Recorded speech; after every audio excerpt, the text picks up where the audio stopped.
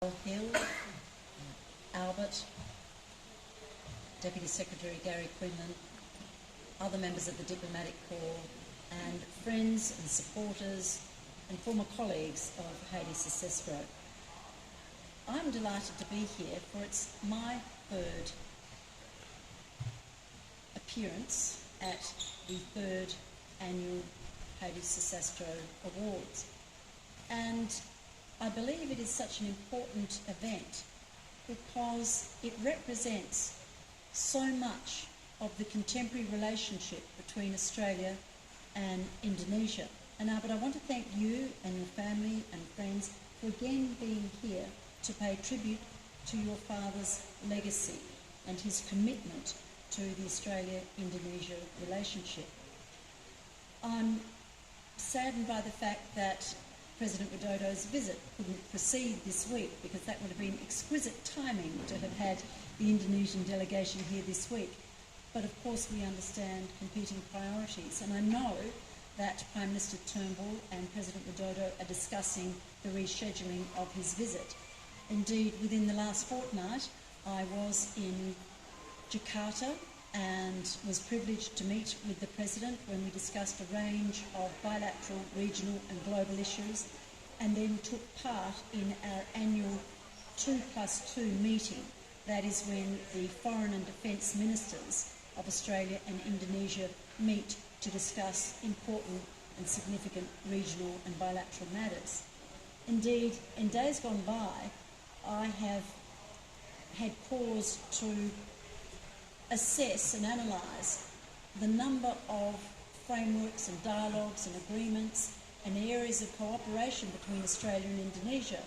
And it may surprise some to know that over 20 government departments and agencies in each country are working on at least 60 different formal agreements, dialogues, frameworks, which just underscores the level of engagement between Australia and Indonesia, and as it should be.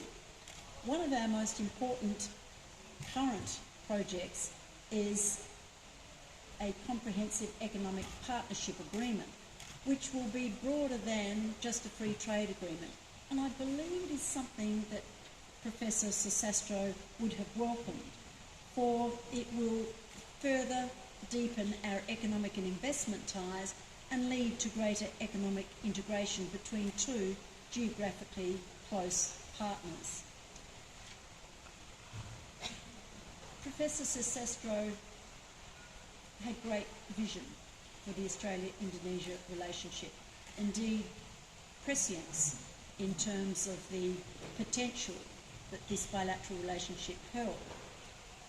He established the Centre for Strategic and International Studies in Jakarta, and then while he was an adjunct professor at ANU, he worked closely with Professor Hadi Hill on the Indonesia Project.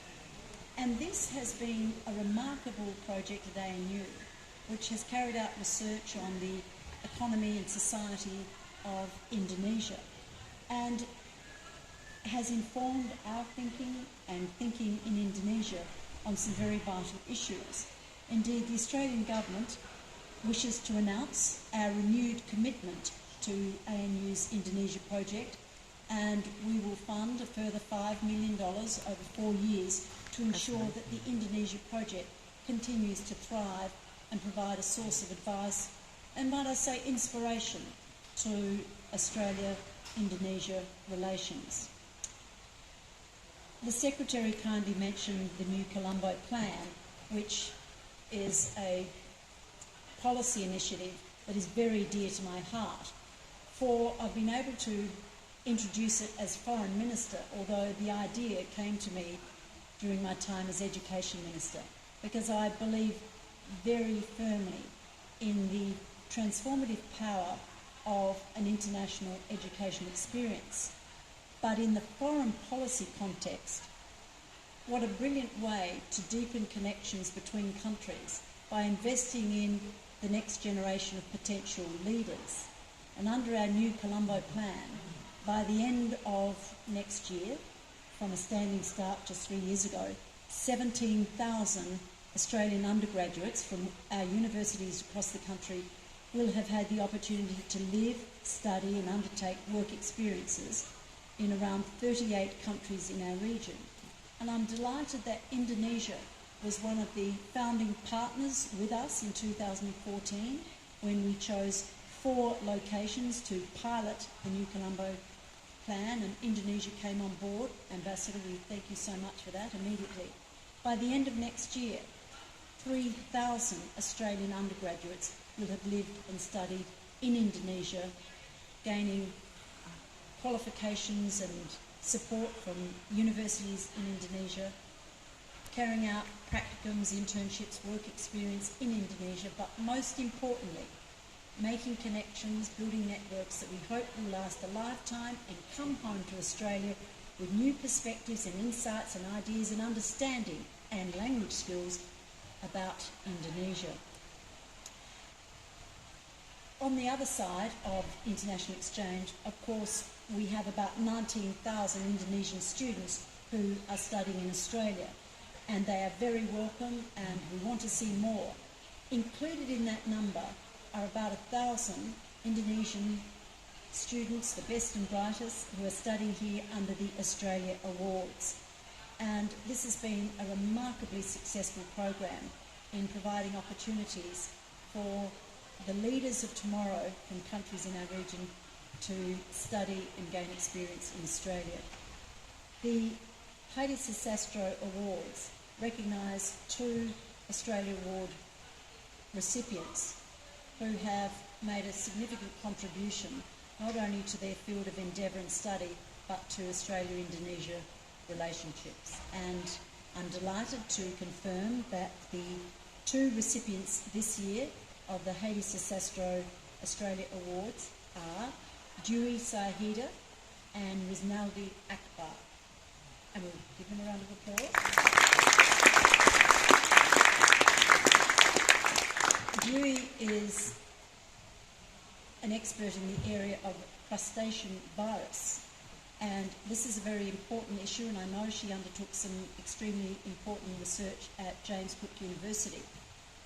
The blue economy, our oceans, are a vital part of our overall economic prosperity, and to be able to find ways to ensure that aquaculture can underpin economic activity in Australia, in the Pacific, in Indonesia and beyond is vital work. Indeed, through an aquaculture challenge that our Innovation Exchange is hosting, we have sought ideas from the private sector, from other governments, from NGOs, from universities and beyond on how to make our blue economy through aquaculture more sustainable. So Dewy's work is very much on point, as they say in social media. Riznaldi has been at UWA in my home state and a PhD in economics and commerce, and his particular area of expertise and study is public sector debt. Well, sadly, that is an issue of great interest globally because public sector debt is a challenge to many countries. But I know that the work that he has done and the study he has undertaken will be of enormous importance and value to the Ministry of Finance in Indonesia, but also we can learn from it as well. I want to congratulate Riznaldi and Dewy on this prestigious award and hope that they will continue to live their life as Hadi Soesastro did, as a great friend of Australia and as a fine citizen of Indonesia. Congratulations.